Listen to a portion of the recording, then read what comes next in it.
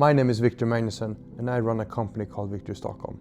And we have rented out over 120 homes in the last year.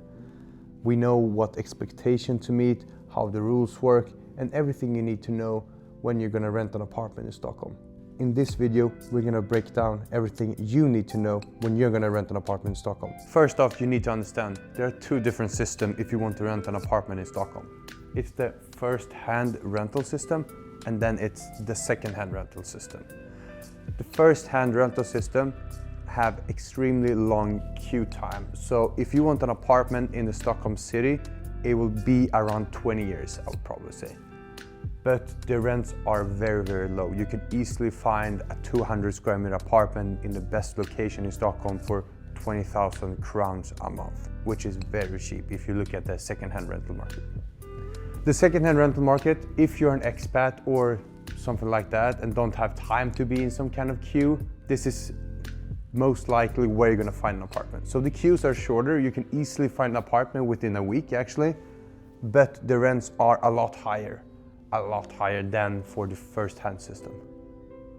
So number two, you need to be aware of the law. So one thing is really good to know is that everything regarding the rental market and all the stuff like that is regulated by hyreslagen.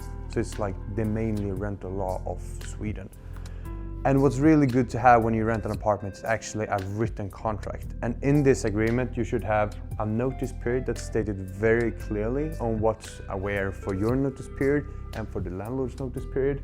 You should have a monthly rent, but also, which I have talked a lot about with people, is that what's included in the rent. So electricity, heating, water, and everything like that should be stated very clearly within the apartment agreement.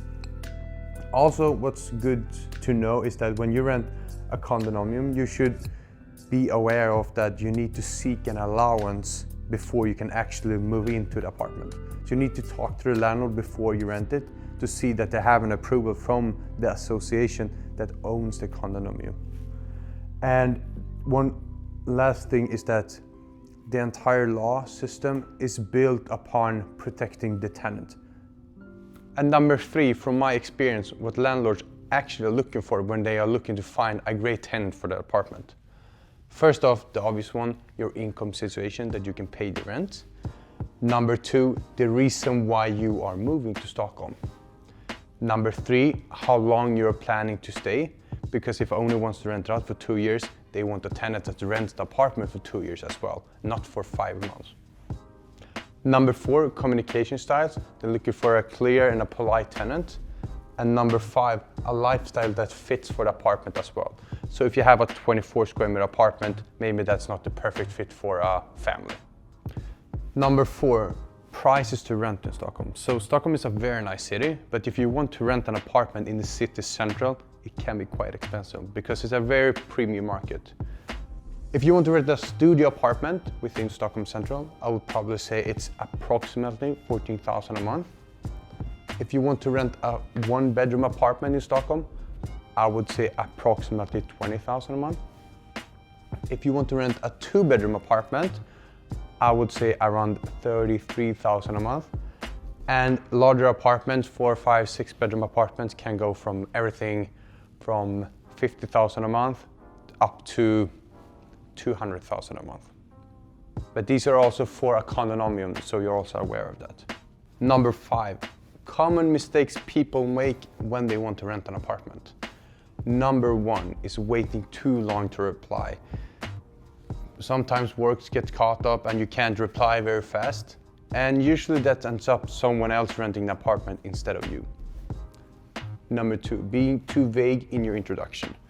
I have experienced this a lot of times and I keep doing it all the time, that people send, is it available, instead of just introducing themselves immediately, and then we can shortcut to the viewing of the apartment. Number three, having too narrow a search. If you're only looking in central Stockholm, the prices are going to be very high because it's a very high demand of the apartment. If you feel like you can live a little bit outside, like Sundbyberg, Solna, Lidingö, that's also a very great way to come down a little bit in rent and also find an apartment very quickly. Thank you for watching the video. I hope this video has helped you give an explanation of how the Swedish rental market works, especially in Stockholm. If you have any questions, you can just ask them below and we'll make a video of it. Talk to you soon.